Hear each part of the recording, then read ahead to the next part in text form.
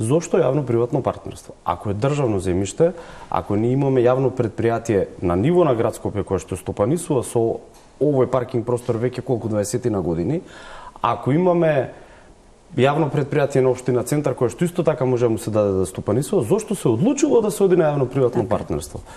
Кај нас има еден феномен, особено во овие сфери каде што ние имаме јавни предпријатија, да има повторно набавки. За мене тоа е малку спорно. Ако државата формирала јавно предпријатие или во случајов градот формирала јавно предпријатие за стопанисување со јавниот простор, паркинг простор на ниво на град Скопје, зошто нам ни требаат приватни партнери? Истото може да го спомнеме и на централно ниво. Ако ние имаме јавно предпријатие за државни патишта кое што треба да гради и одржува патна мрежа, зошто ние постојано имаме концесии?